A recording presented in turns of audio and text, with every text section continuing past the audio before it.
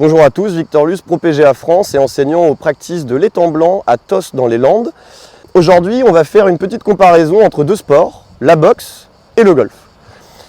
On sait très bien qu'à la boxe, ça ne va pas être la taille des bras qui va donner la puissance au boxeur. Ça va vraiment être cette notion de la vitesse de rotation qu'il va avoir au niveau de son bassin, qui va envoyer le bras plus ou moins vite vers l'objectif, qui est évidemment son adversaire. Et au golf, c'est pareil. On sait très bien que la vitesse des bras et la vitesse de la tête de club, du club, etc., du corps, vient par la rotation de ses hanches qui amènent les bras vers la cible. Donc on a vraiment cette image un peu du boxeur qui, quand il veut mettre un uppercut, il va venir tourner tout son corps vers son objectif, vers sa cible. Et au golf, c'est la même chose. Donc vous voyez que si je fais ça pour mettre l'uppercut, on se retrouve exactement dans cette position souhaitée au golf. On veut tourner le bassin et envoyer les bras. Et plus vous tournez vite le bassin, plus le bras et les bras partent vite vers votre objectif. Et plus vous mettrez de vitesse facilement par les hanches.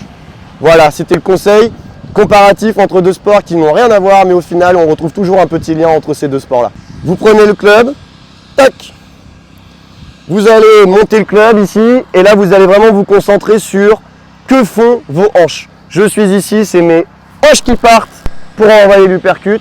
Et regardez la vitesse que ça va vous amener au niveau de vos mains. Ici, on entend vraiment ce club siffler dans le vent. Ça veut vraiment dire que ça dégage de la vitesse. Et vous voyez, on garde l'équilibre. Hein. Ça ne veut pas dire arracher ici. C'est vraiment, je suis là, je suis relâché et je tourne. Hop.